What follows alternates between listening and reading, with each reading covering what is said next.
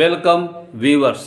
मैं पंडित विजय शंकर शुक्ल सभी गुरुजनों, भगवान श्री गणेश, माँ सरस्वती की कृपा एवं आशीर्वाद से आप सबके साथ एस्ट्रोवॉच चैनल पर डिस्कस करता हूँ। नवरात्र पूजा समापन में अलग अलग उम्र की कुमारियों की पूजा का महत्व। नवरात्र में माँ दुर्गा का आशीर्वाद कन्या पूजन के द्वारा सभी भक्त प्राप्त करते हैं। कन्याओं को माँ दुर्गा का स्वरूप माना जाता है। कन्या पूजन में 9 बालिकाओं के साथ 2 बालकों को भी पूजा जाता है।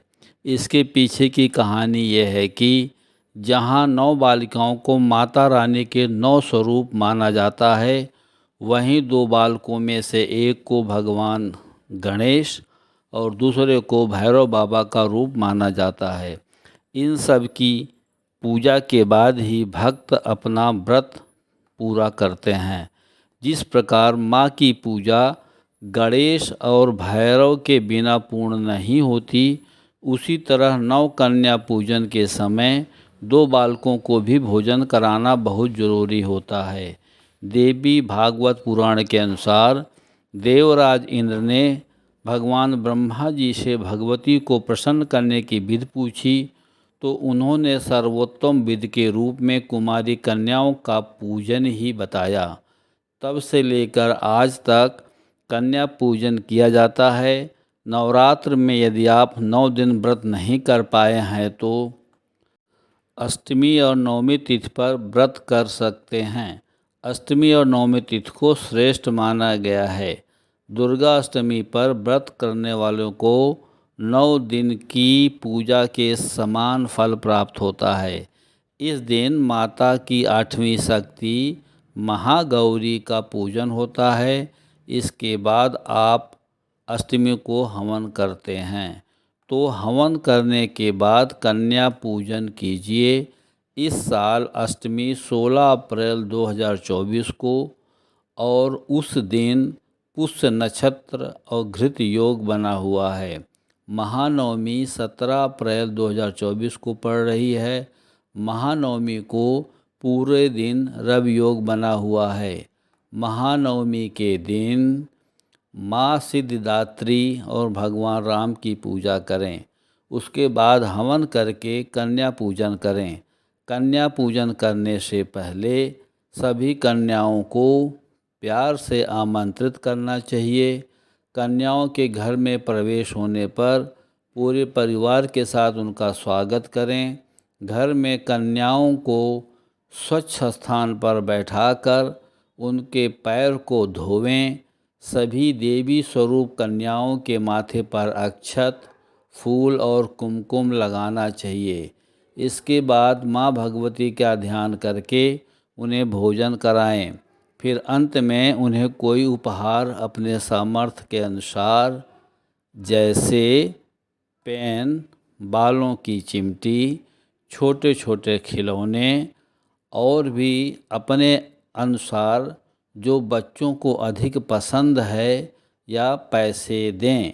अंत में कन्याओं के जाते समय पैर छूकर उनका आशीर्वाद लें और देवी माँ को ध्यान करते हुए भूल की क्षमा मांगें। प्राचीन कथा में बताया गया है कि एक गरीब पंडित श्रीधर नवरात्र के दौरान पूरे गांव को भोजन कराना चाहता था, लेकिन वह काफ़ी गरीब था। इसके कारण वह सोच में डूब गया कि किस प्रकार मैं पूरे गांव को नवरात्र में भोजन पर बुला सकता हूँ।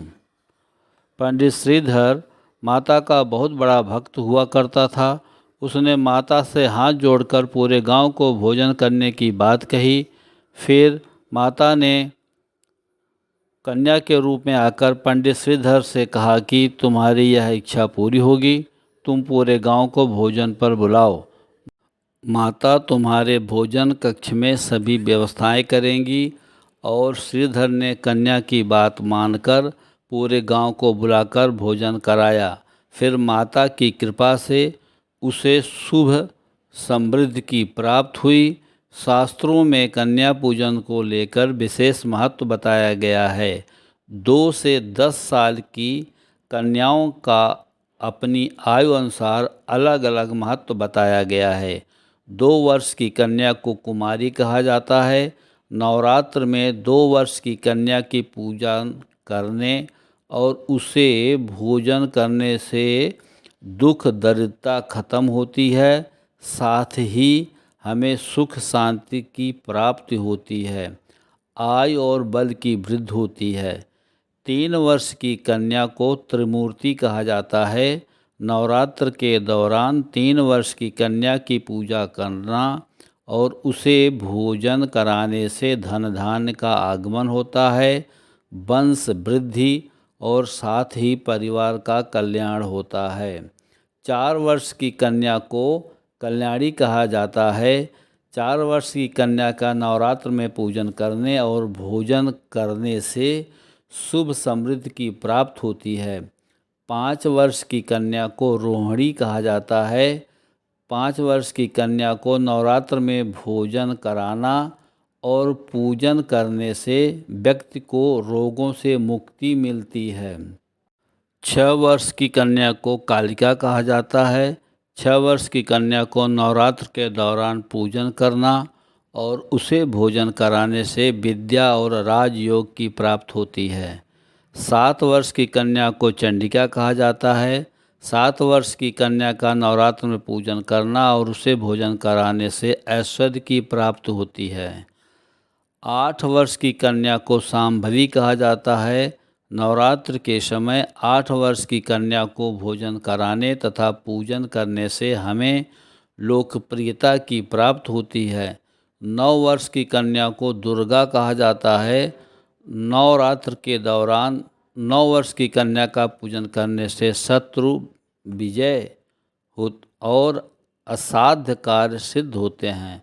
10 वर्ष की कन्या को सुभद्रा कहा जाता है। नवरात्र के समय 10 वर्ष की कन्या का पूजन करना और उसे भोजन कराने से मनोरथ पूर्ण होते हैं और सुख मिलता है। प्रिय दोस्तों, आशा है कि मेरी यह वीडियो जो पब्लिश्ड हो रही है आप सबको काफ़ी पसंद आई है। अतः सब्सक्राइब करें और अपने रिलेटिव्स और फ्रेंड्स को शेयर करें।